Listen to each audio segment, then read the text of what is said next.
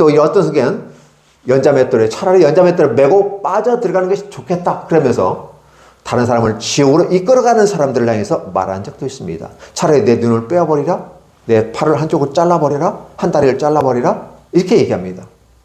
한쪽이 없이도 들어가는 게 낫지 않겠어요? 차라리 연자맷돌을 메고 들어가는 게 낫다. 자, 이 차라리란 말은 부정적인 단어와 함께 쓰이는 부사로 보시면 좋을 것 같습니다. 부정적인 의미입니다. 차라리 태어나지 않았다면, 차라리 태어났더라면 이 표현은 어울리지 않는 거죠. 차라리 태어나지 않았더라면 이게 더 정확한 표현이에요. 이게 부정적인 의미하고 함께 쓰이게 됩니다.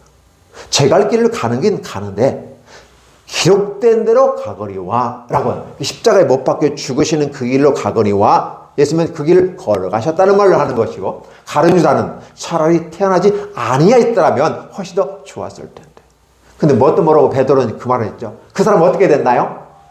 우리 같은 제자이고 사도 아니었습니까? 궁금합니다. 주께서 말씀하십니다. 그에 대해서 묻지 말라. 이미 예수님은요 필요악으로서 가룟 유다를 사용하고 계시는 겁니다. 필요악입니다. 예수를 팔아버리는 악을 행하는데 있어야만 되는 건 필요악. 그래서 차라리 그가 태어나지 않았다면 이 일을 하지 않았을 수 있는데 태어나서 그 길을 걸어간다는 사실이에요. 그러나 그렇게 걸어가면 화가 있을 것이다.